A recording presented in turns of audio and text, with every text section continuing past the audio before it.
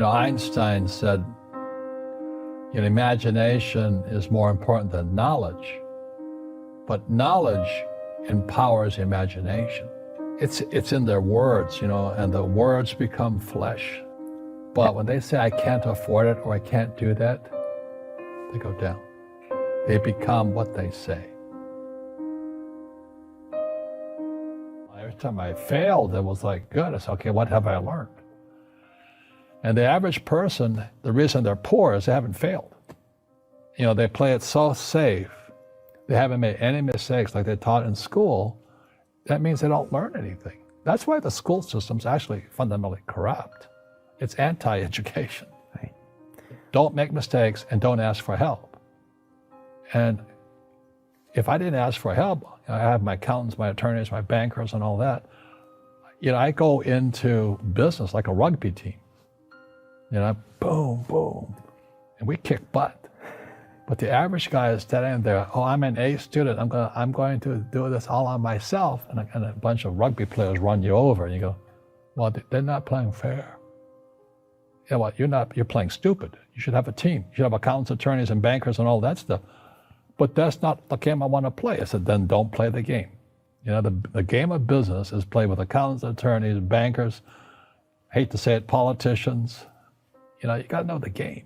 But what most people lack is real business knowledge, like accounting, like debt, like taxes. You got to know that stuff, but they don't teach it in school to anybody. So, and then when people ask me, how did your rich dad learn this when your poor dad, a PhD, didn't? And the answer is very simply, my rich dad, who's my best friend's father, his father died when he was 13. So rich dad had this family business at 13 to run. So he had to drop out of school, which was his blessing. There's blessings, and sometimes the blessing doesn't look like a blessing, but it turned out to be a blessing. And then his teachers became his bookkeeper, his accountant, his attorney, his banker, his real estate agents.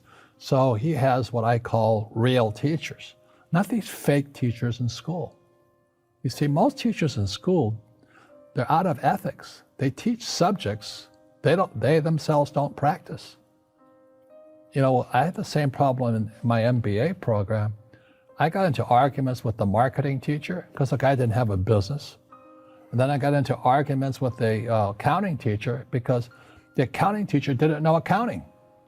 I knew more about accounting than him because I actually worked in bookkeeping in my rich dad's companies. And so I'm not an accountant, but I understand accounting.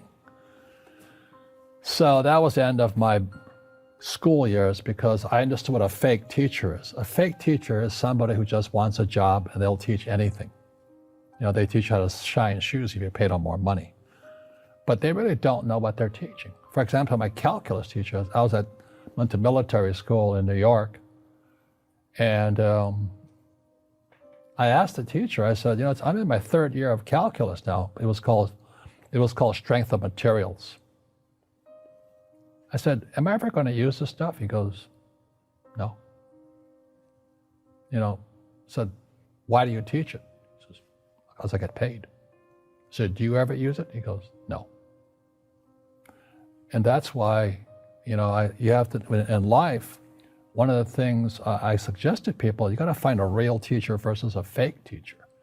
And a fake teacher is somebody who doesn't do what they teach. And a real teacher is doing what they teach every day. So my accountants, my attorneys, they're in it every single day. And that's how I learn, because every day I'm solving problems in my business.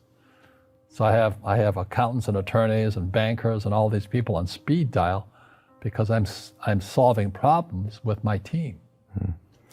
That's how I got smart. That's how you got smart. How are we doing 21 years later? The poor will always be amongst us because it starts up here. Right, it's that fear mentality. It's in their words, and the words become flesh. Again, I'm not really religious. I flunked out of Sunday school also. But when they say I can't afford it or I can't do that, they go down. They become what they say. And I made so many people, I can't afford it. You think I'm made of money? Your mom used to say that. Your mom used to say that. My dad. Your dad. My PhD dad, he says, what do you think I am, made of money? I can't afford that. And my rich dad would say, that's why he's poor. Poor people say, I can't afford it, I can't do that, I don't have time. Because it's an escape. It's an escape. You know what I mean? It's easy to say, I can't afford it. Oh, I'm too tired. Oh, I can't go to the gym. You know, when you could go to the gym, but no, I can't. Truth is, I'm just too lazy to go to the gym. And you play it safe and you don't introduce new risks into your life. And so I have job security. Right. And your rich dad used to say what instead of I can't afford it? How can I afford it? How can I do that? You know, what would it take, or why should I do that? He says that a question opens the mind, a statement closes the mind. See, when you say I can't afford it, your mind shuts down and you become what you say.